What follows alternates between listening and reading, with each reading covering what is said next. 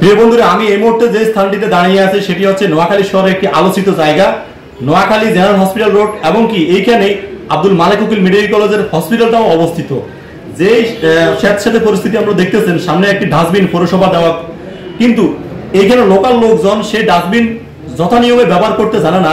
এবং কি এটি একটি এত সুন্দর একটি জায়গা, হসপিটাল রোড, এত ব্যস্ততম একটি সড়ক, সেইখানে এই ময়লাগুলো দেওয়ালকে সে পূর্ব সাইডে অবস্থান করতেছে গডিন হসপিটাল, এর পরবর্তীতে সামনে দক্ষিণ সাইডে আছে মাওশাসী হসপিটাল, আধুনিক হসপিটাল, মেট্রো হসপিটাল, এছাড়াও পশ্চিম সাইডে আছে নোয়াখালী জেনারেল হসপিটাল এবং কি মালেক উকিল মেডিকেল কলেজের হসপিটালটি। এছাড়াও অনেকগুলো প্রাইভেট হসপিটাল এখানে অবস্থান করতেছে।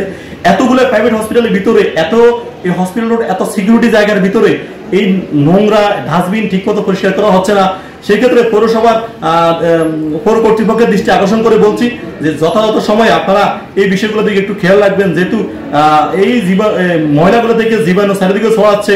আর এইখানে এই শহরটার মধ্যে, এই রোডের মধ্যে সবগুলো হসপিটাল, এখানে মুমূর্ষু রোগীরা বসবাস করে, যেন ব্যাকটেরিয়া জীবাণু আক্রান্ত হয়ে রোগীদের কোনো ভোগান্তি না বাড়ে।